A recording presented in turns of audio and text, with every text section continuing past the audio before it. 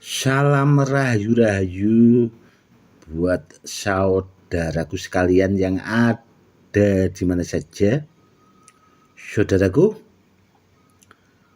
kali ini saya akan memberikan edukasi tentang cincin badar besi selonata dan sekaligus menjawab pertanyaan dari saudara-saudara kita yang sudah banyak masuk ke WA saudaraku.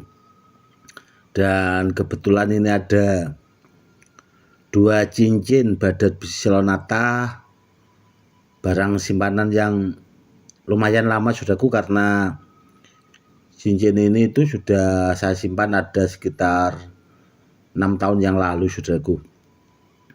Dan ini saudaraku kebetulan itu ikat embannya itu dari titanium saudaraku, karena biar dipakai itu enak dan embannya juga terkesan mewah saudaraku. Dan seperti ini saudaraku perwujudannya cincin badar besi selonatanya. Dan ini tuh nempel magnet, nempel jarum saudaraku, karena cincin badar besi selonata yang saya simpan itu di samping nempel magnet, nempel jarum saudaraku. Dan sekaligus menjawab pertanyaan dari saudara kita yang sudah banyak masuk ke WA, bertanya media benda bertuah itu dengan mahar terjangkau. Ya jenisnya ini saudaraku seperti cincin badar besi selonata yang seperti ini. Seperti ini saudaraku, itu juga nempel magnet saudaraku. Kuat sekali nempel magnetnya karena mampu menempel jarum. Seperti ini. Yang jelas saudaraku, di samping cincin badar besi selonata yang seperti ini itu dari bahannya itu pilihan, memang bahasanya sotiran saudaraku, tidak asal-asalan atau bahasanya. Karena apa ya? Karena dulu saya berpikirnya itu pertama, di samping dipakai buat hiasan tangan dan dipakai buat media sarana keselamatan, itu sekalian dari bahan badar besi selonatanya itu yang bagus sekalian. Dan memang sudah banyak juga saudaraku koleksi saya cincin badar besi selonata yang seperti ini yang sudah termaharkan. Dan kalau ditanya soal tuahnya saudaraku, ya itu multifungsi saudaraku. Dan banyak juga saudara kita itu yang bertanya apakah tuahnya itu sampai anti silet. Meskipun ini mahar terjangkau saudaraku, itu banyak juga saudara kita itu yang pernah maharin benda bertuah dari saya itu yang jenis cincin ini, itu banyak juga yang mampu bahasanya anti silet. Namun apakah semuanya itu bisa seperti itu? Tidak semua saudaraku. Jadi begini, ini kan maharnya terjangkau saudaraku. Seandainya ada di antara saudara kita yang kebetulan mahari dan alhamdulillah bisa ditestimoni sampai anti silet, kalau menurut saya itu ya anggap aja sebagai bonus saudaraku. Karena nanti kalau saudaraku carinya anti silet, pasti maharnya itu mahal sekali, dan ya rata-rata gak bakal mampu saudaraku maharnya seperti itu. Karena yang jelas kalau ditanya benda bertuah yang anti silet itu maharnya mahal sekali saudaraku. Jadi ya saya berpikirnya itu dari bahan pilihan, tuah alamnya juga bagus, dan yang jelas saudaraku, itu sudah saya ritualkan dan saya aktifkan, dan sudah saya lipat gandakan tuahnya saudaraku. Seandainya dipakai buat media sarana keselamatan itu, bahasanya itu kalau benar-benar dibutuhkan biar tak jerip atau biasanya biar ampuh lah, kurang lebihnya seperti itu. Karena apa ya? Karena benda bertuah itu kan intinya buat keselamatan ya saudaraku. Jadi tidak bisa untuk main-main saudaraku. Benda bertuahnya itu harus memang benar-benar. Kalau saya pribadi kurang lebihnya seperti itu saudaraku, karena bahasanya itu kalau buat media sarana keselamatan itu harus benar-benar saudaraku. Karena apa? Karena benda bertuah kalau orang-orang dahulu saudaraku, leluhur kita itu memang seperti itu saudaraku, tidak asal dapat benda bahasanya itu langsung dipakai buat jimat atau buat ageman lah, kurang lebihnya seperti itu. Itu juga dirituali saudaraku. Dan orang-orang dahulu itu biasanya riado atau dengan laku, tirakat, puasa saudaraku ya, di tempat-tempat yang memang ada benda bertuahnya, kurang lebihnya seperti itu. Jadi tidak asal-asalan saudaraku. Beda sama orang-orang zaman sekarang. Kebanyakan bolang batu, setelah dibawa pulang direndam minyak biar mengkilat dan ya dijual, bilangnya aktif alami. Yang terjadi kalau zaman sekarang kebanyakan kan seperti itu saudaraku. Yang seperti itu sangat membahayakan saudaraku. Seandainya dapat barang bahasanya dari alam, dibawa pulang, direndam minyak, dimaharkan, bilangnya aktif alam, aktif alam. Itu tadi sangat membahayakan, dan rata-rata penjualnya seperti itu ya cuma ya itu saudaraku, tidak berani bertanggung jawab juga ya, mikirnya yang penting benda-benda yang dijualnya itu laku. Itu juga yang harus dipahami dan sangat membahayakan buat pemaharnya. Dan kebanyakan juga saudaraku itu banyak juga yang bertanya, bahasanya konsultasi ke saya tentang ya jenis-jenis itulah yang katanya belum aktif dan sebagainya saudaraku.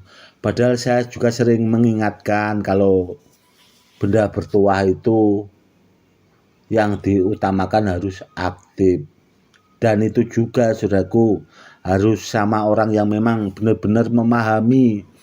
Jangan asal-asalan saudaraku. Dan seandainya benda bertuahnya asal-asalan, sangat membahayakan saudaraku. Karena apa? Karena benda bertuah kan itu tadi saudaraku, dipakai buat media sarana keselamatan, bahasanya biar kita itu terhindar dari rampok dan begal, bahasanya buat media sarana keselamatan, kurang lebihnya seperti itu, atau dari orang-orang yang berniat jahat. Kalau benda bertuahnya asal-asalan ya bahaya saudaraku, bisa-bisa tewas benar-benar dibunuh begal itu tadi. Itu juga yang harus dipahami. Saya juga sering mengingatkan saudaraku. Makanya kalau saya membuatkan edukasi itu disimak baik-baik saudaraku. Dan kebanyakan kalau orang-orang yang awam itu kan ya mungkin videonya terlalu lama, jadi bahasanya itu tidak mau mendengarkan saudaraku. Dan ada juga yang ngeyel setelah saya suruh melihat video edukasi yang saya buatkan, itu tidak mau. Biasanya itu ada yang seperti itu saudaraku. Kalau seperti itu biasanya langsung saya pindah alam saudaraku. Kalau bertanya lewat WA, biasanya saya tidak mau langsung saudaraku. Karena menurut saya orang-orang seperti itu kepengin cari enaknya saja, suruh